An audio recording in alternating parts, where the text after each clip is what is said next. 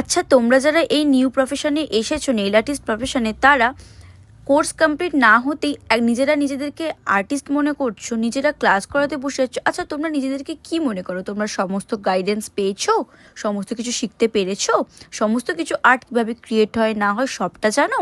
এখন থেকে যে ক্লাস করানোর জন্য সমস্ত কিছু পোস্ট করছো, আদেও ক্লাস করাতে পারবে তো? ঠিকঠাক গাইডেন্স দিতে পারবে তো?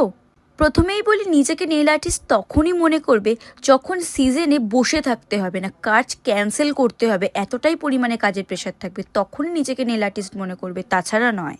সিজনে কাজ পাচ্ছ না, বসে আছো, আবার নিজেকে মনে করছো প্রফেশনাল নেইল আর্টিস্ট, আবার ক্লাস করানোর জন্য প্রস্তুতি নিচ্ছ, কীভাবে গো?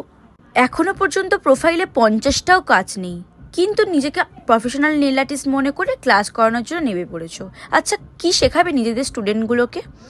তোমাদের মতন টিচারদের কাছেই তো স্টুডেন্টগুলো শিখে আমাদের কাছে আবারও ভর্তি হয়, কারণ তারা কিছুই শিখতে পারেনি এই কথা বলে এসে। আগে নিজেদের নলেজ বাড়াও, নিজেদেরকে প্রফেশনাল তৈরি করো, দেন তবেই না নিজেরা নেল আর্টিস্ট হবে। একটা সার্টিফিকেট পেয়ে গেলে নেল আর্টিস্ট হয়ে গেলে? কথাগুলোকে গায়ে না মেখে নিজেকে নেল আর্টিস্ট তৈরি করার কাজে নেমে পড়ো।